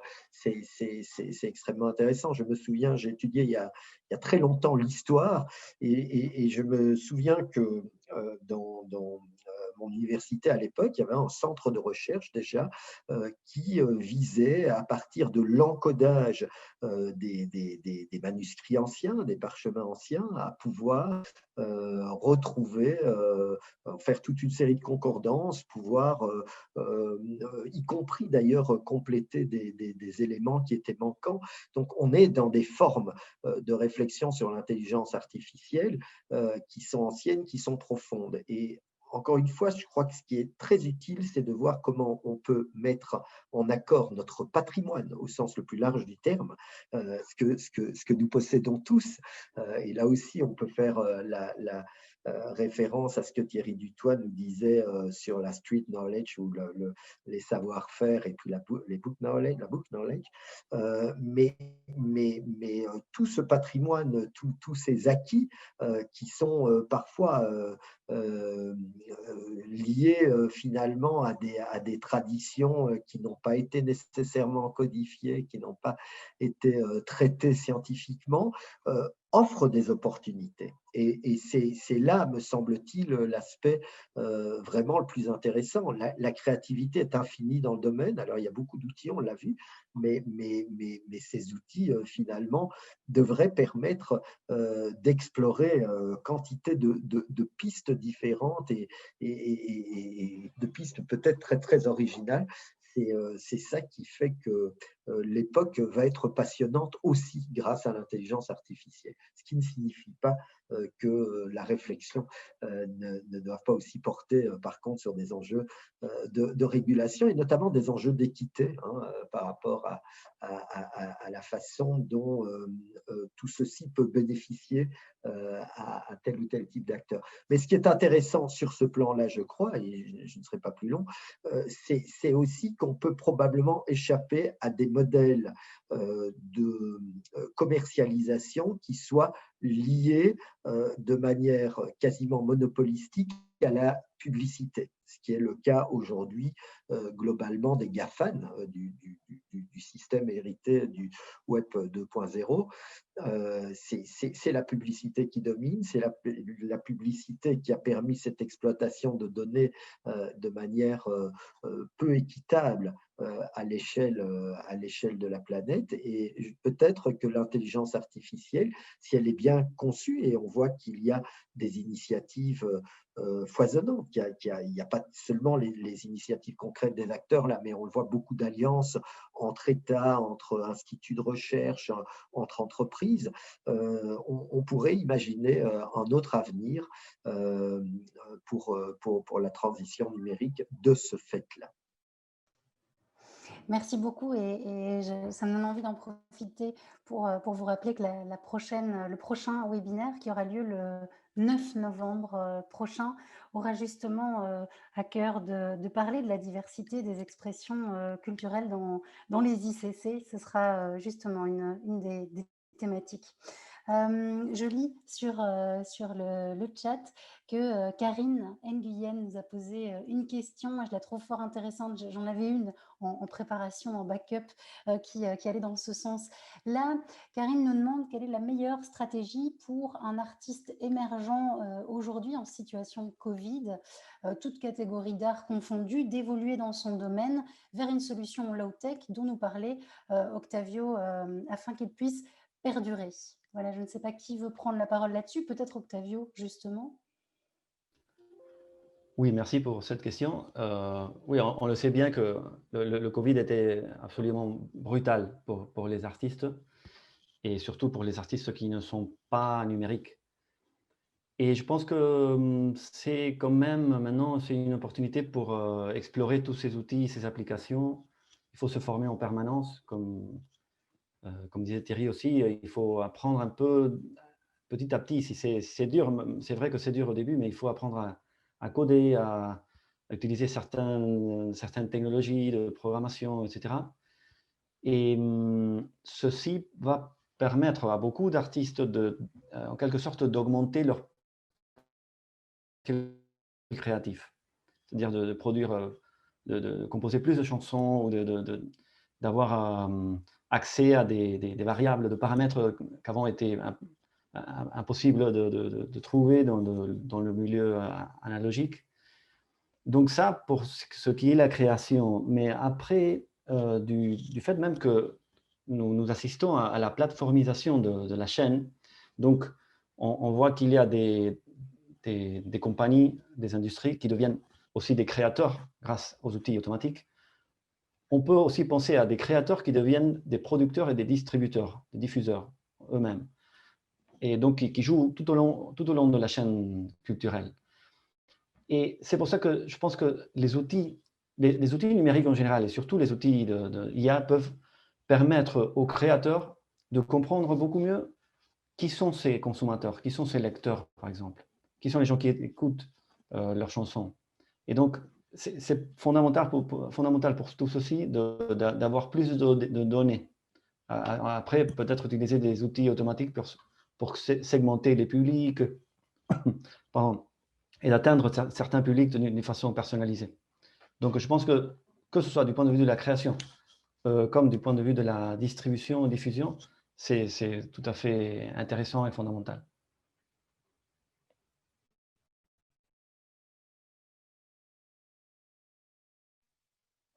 Si personne ne veut rien ajouter, je souhaiterais qu'on se penche sur le commentaire de Philippe Luyten qui s'interroge sur justement l'intelligence artificielle.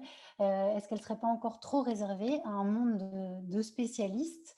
Est-ce que ce ne serait pas important d'envisager rapidement une pédagogie destinée à éviter une fracture numérique supplémentaire, garder l'humain au centre? C'est aussi s'attacher à expliquer aux usagers potentiels comment ça fonctionne et quels sont les enjeux sociétaux. Alors avant de donner la parole à l'un d'entre vous, dire quand même que la lecture du guide l'intelligence artificielle dans l'art et dans les industries culturelles et créatives permet justement de réduire le fossé qui peut exister entre des connaissances qu'on n'a pas encore acquises et puis qui sont là, disponibles. Il y a énormément d'outils proposés. C'est vraiment une source, ressource au pluriel, vraiment importante. Et puis, j'avais quand même envie de rebondir sur ce que nos intervenants ont dit tout au long de ce moment, de ce premier webinaire, qui est que il y a énormément de formations qui sont disponibles et puis il y a des événements auxquels on peut participer et qui permettent réellement d'en savoir plus et d'avoir accès facilement à des personnes qui sont compétentes dans le domaine. Voilà, est-ce que l'un d'entre vous souhaiterait rebondir là-dessus?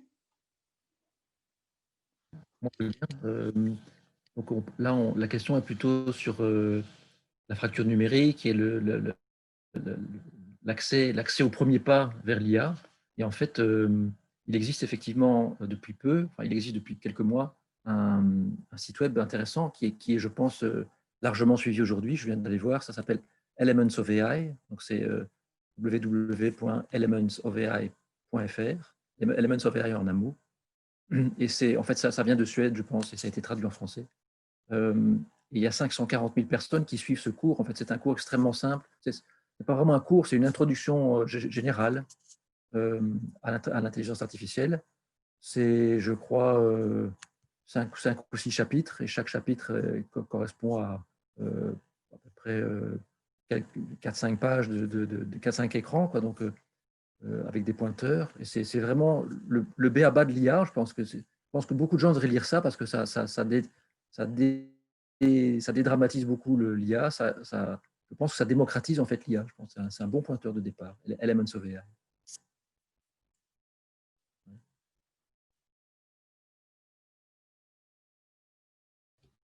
Et je peux ajouter quelque chose. Je pense que c'est absolument fondamental pour tous les artistes et tous les gens qui travaillent dans le domaine des ICC de prendre les technologies comme une partie de leur travail quotidien. C'est-à-dire, dans le passé, on avait tendance à séparer ces deux sphères, et dire culture d'un côté, technologie de l'autre. La tech, c'est les ingénieurs, c'est quelqu'un d'autre qui va développer ce dont j'ai besoin. Mais maintenant, il y a une convergence tellement forte des deux dimensions qu'il faut vraiment se poser la question si peut-être c'est le moment de se réapproprier des technologies d'une façon innovante.